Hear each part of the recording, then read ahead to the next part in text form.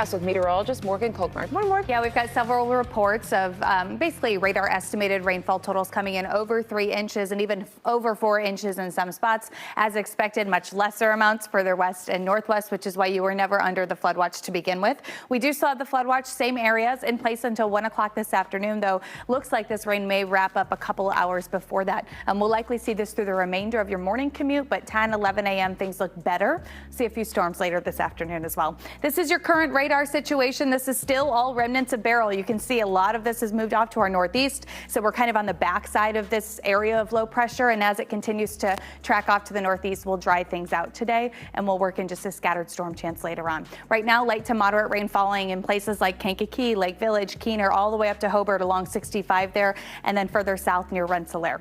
We'll add anywhere from about 1/4 of an inch to 3/4 of an inch of rain here for the rest of your morning hours. Upper 60s right now. It's 67 and raining at O'Hare. We'll make it to the upper 70s near 80. Brett's here with your traffic. Hey, Brett. Good morning. More estimated rainfall totals as of now. We obviously still have some more rain to go through. These are just radar estimates. We don't have reports until people start waking up and actually sending them in. This does a fairly good job, and you can certainly see where the bulk of the rain has fallen. Those places in southern Cook County, or I should say south side of Chicago, where Glen Marshall just was, as well as into parts of Kankakee and parts of northwest Indiana. We'll zoom in on some of these. Radar estimating this area, that South Deering, West Pullman, Dalton neighborhood area, over 4 inches of rain. We know they got 3.3 in just 30 minutes, and obviously it's rained much more than just 30 minutes. So coming in over 4 inches there. Same story as you look toward Whiting and East Chicago. Just to kind of give you a reference frame, these yellows are about 2 to 2.5 inches of rain. One step behind it are these bright greens, and that's where you're at about 1.5 inches of rain. We've got quite a few yellows and oranges, so your orange is 3 to 3.5 inches of rain, and that's what we're looking at in places like McClellan, Carpenter, near Rensselaer, and then even places like Walker, Keener. You're looking at 2.5 to 2 3/4 estimated at this point. We've got still several hours of rain to go through. This is all still from Beryl. We're under that flood watch still until 1 o'clock in the afternoon. You can see on our current radar, most of this is fairly light. You've got some pockets of still moderate to heavy rain, but a lot of this is more so steady light rain at this point.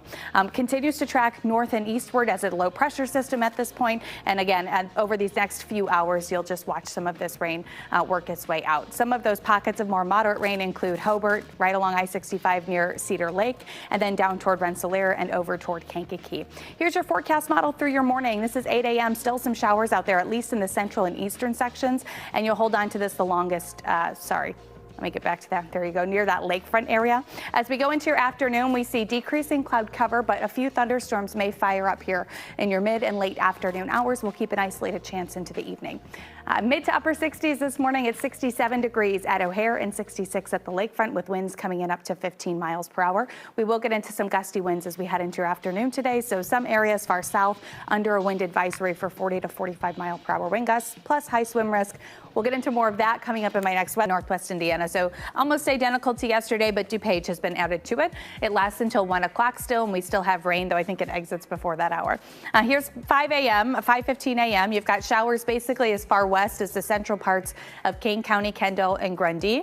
Otherwise, we're starting to see people dry up a little bit far west, and that's what we'll see gradually. This rain starts to move eastward, and by your late morning hours, things are mostly dry. You may still see a few light sprinkles, misty conditions near that lakefront and into northwest Indiana.